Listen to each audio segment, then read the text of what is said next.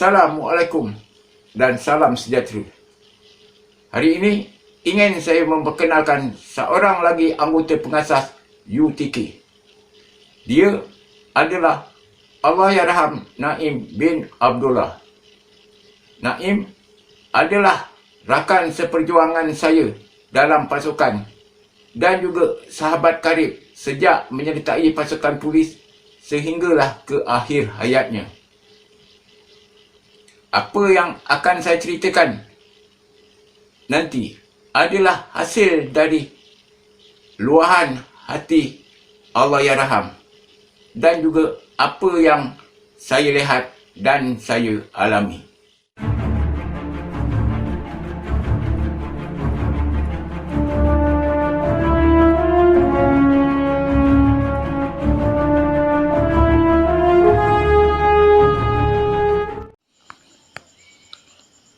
Sebelum itu, ingin saya jelaskan bahawa kisah latar belakang Naim sebelum dan selepas meninggalkan pasukan polis adalah diceritakannya sendiri oleh Allahyarham kepada saya.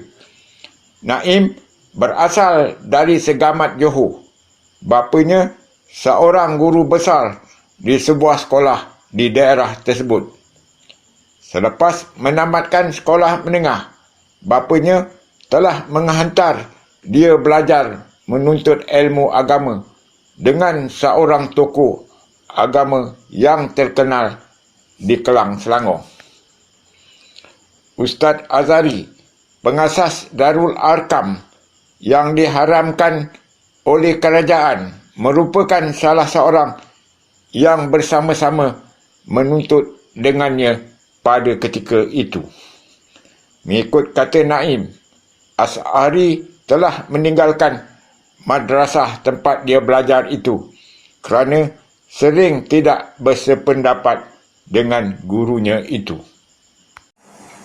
Saya mengenali Naim sejak mula lagi kami menjejakkan kaki di Pulapol kerana menjalani latihan rekrut selepas 3 minggu peristiwa 13 Mei 69. Telah tamat latihan, kami berdua telah ditukarkan ke batalion yang ke-5 PPH Kuala Lumpur dan diletakkan di dalam satu platoon yang sama. Kemudian, saya dan Naim telah menyertai 3 platoon yang pertama kali ditubuhkan dalam batalion kami. Tidak lama selepas itu, kami sama-sama terpilih menyertai UTK yang baru saja ditubuhkan. Walaupun ketika itu kami masih di peringkat percubaan, tetapi kami berdua dan seorang lagi, Sarjan Osman Bujang, telah diberikan kepercayaan untuk menjadi pengiring keselamatan kepada Menteri Dalam Negeri Tan Sri Jazali Shafiee. Ikuran kejadian IGP Tan Sri Abdul Rahman Hasim yang dibunuh oleh penganas komunis pada Jun 1974. Sebaik saja penubuhan UTK diwartakan, Naim telah ditugaskan sebagai pengiring keselamatan sepenuh masa kepada Tan Sri Jazali bagi membantu anggota pengawal peribadi menteri tersebut yang sedia ada. Tugas yang telah dilakukan oleh mereka itu adalah merupakan langkah permulaan penglibatan UTK sebagai pengiring keselamatan kepada pemimpin negara yang berisiko dengan ancaman. Bermula dari tugas tersebutlah, UTK telah membuktikan kemantapan tugas mereka sebagai pengiring keselamatan yang utama dan terunggul di negara sehingga ke hari ini. Tugas Naim sebagai pengiring keselamatan adalah di atas dasar pinjaman kecawangan pengawal pengiring yang wujud pada ketika itu. Dia tetap terikat dengan UTK dan perlu menghadiri sebarang latihan yang UTK adakan dari masa ke masa.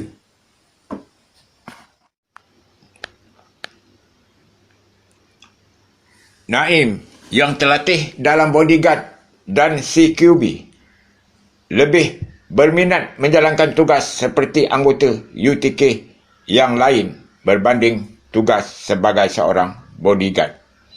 Tetapi dia terpaksa akur dengan arahan yang telah diberikan kepadanya itu. Pernah berlaku selepas pulang dari latihan di Ulu Kintah, Naim telah melewat-lewatkan untuk menjalankan tugasnya semula sebagai bodyguard. Malah, dia sempat bersama-sama beberapa orang anggota yang lain membuat serbuan di sebuah rumah teres 2 tingkat, tempat tinggal kumpulan perompak yang baru saja menembak ex Kuala Singgam, Timbalan Ketua Siasatan Jenayah Polis Kuala Lumpur. Dalam serbuan tersebut, Naim telah berjaya menembak mati seorang anggota perompak yang bersenjata. Selepas saya bertukar ke IPK Johor, hubungan kami berdua telah terputus. Tiba-tiba saya terima kabar yang Naim telah meletakkan jawatan dari PDRM. Itulah saja perkembangan diri dia yang saya tahu pada ketika itu.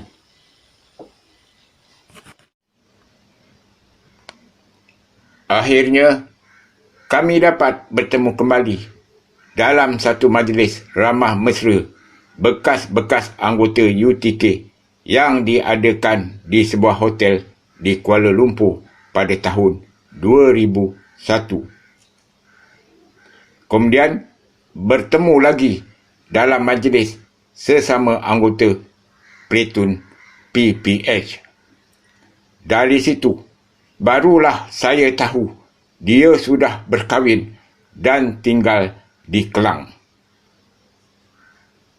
Selepas itu, perhubungan kami terputus lagi oleh kerana kecuaian saya yang sering kehilangan handphone. Saya pula tidak ingat akan nombor telefonnya itu. Dengan pertolongan dan jasa baik seorang bekas anggota UTK di era 90-an, Tio Hok Lai, telah menemukan saya dengan sahabat saya Naim bertempat di Pasar Minggu, Kampung Baru. Sejak itu, jika saya melawat anak perempuan saya yang tinggal di Shah Alam, saya akan mencarinya di kuartus istana di Kampung Jawa Kelang. Naim tinggal di sana bersama isterinya yang bekerja di istana. Naim mempunyai seorang anak lelaki tetapi tidak tinggal bersama-sama. Sebaliknya, dipelihara oleh adik perempuannya. Pertama kali saya berjumpa dia di Kelang, Naim tidak bekerja. Teksi yang disewanya sebelum itu telah tamat hayatnya, menyebabkan dia tiada sembarang pendapatan. Dan dia berhenti kerja dengan PDRM pun tanpa berpencen.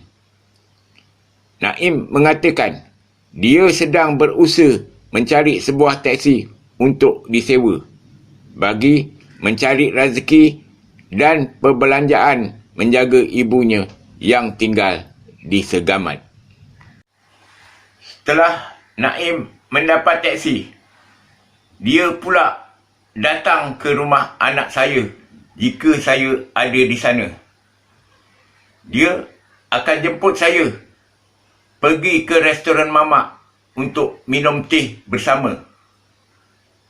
Dan kami akan berbual dan bercerita tentang kisah kami masa-masa muda. Dalam bercerita, Naim tidak pernah berselindung dan dia akan bercerita dan meluahkan apa saja perasaan dia kepada saya. Setengahnya tidak dapat saya ceritakan di sini kerana terlalu peribadi. Selanjutnya, tentang cerita dia meletakkan jawatan dari pasukan polis. Mengikut kata Naim, selepas Menteri Dalam Negeri Tan Sri Jazali Shafiee menamatkan jawatannya, dia merasakan amat gembira kerana akan pulang ke markas UTK dan akan menjalani tugas yang mencabar seperti yang diidam-idamkannya itu. Tetapi setelah dia memberitahu pihak pengurusan UTK tentang hal tersebut, mereka telah meminta dia membuat surat permohonan. Ini menyebabkan dia tidak berpuas hati memandangkan tugas yang telah dilakukannya itu adalah mewakili pihak UTK berdasarkan pinjaman kepada cawangan pengawal pengiring seperti yang dijanjikan kepadanya. Bukti, dia turut menjalani latihan asas UTK yang panjang pada tahun 1976 dan yang kedua, latihan ulang kaji pada tahun 1977. Memandangkan hal tersebut, Tan Sri Jazali telah mempelawa Naim ikut bersama-sama dengannya.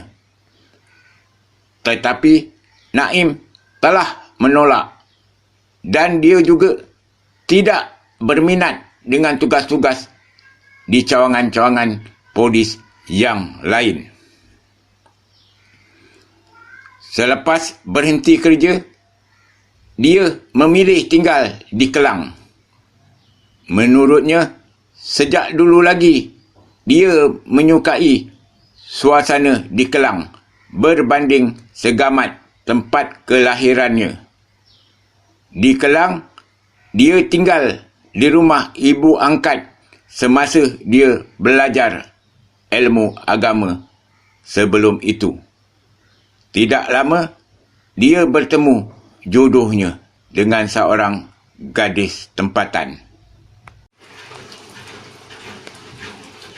Anak saya telah berpindah ke Seremban dan saya pula terpaksa bekerja, menyebabkan perhubungan kami hanya melalui telefon saja.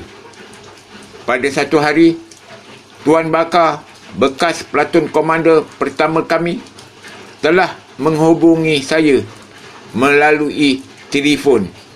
Dia meminta saya uruskan perjumpaan dengan anggota-anggota bekas platoonnya itu. Naim salah seorang yang telah menyatakan persetujuan.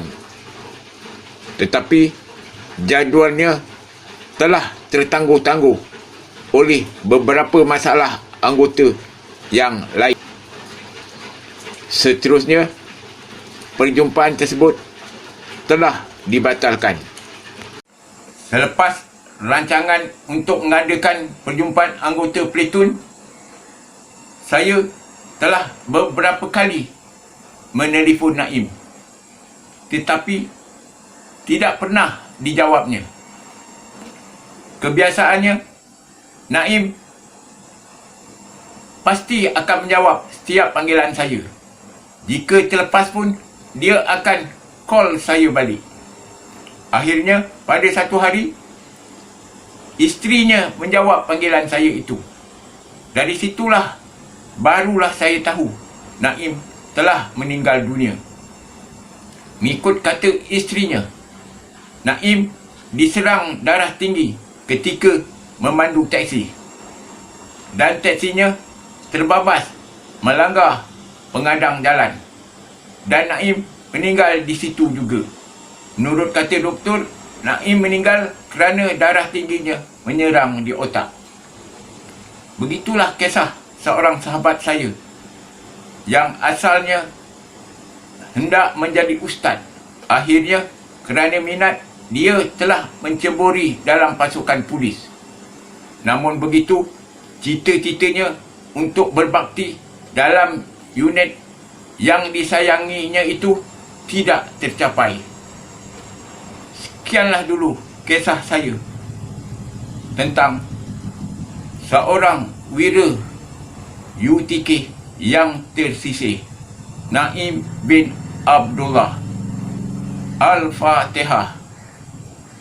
Assalamualaikum warahmatullahi wabarakatuh.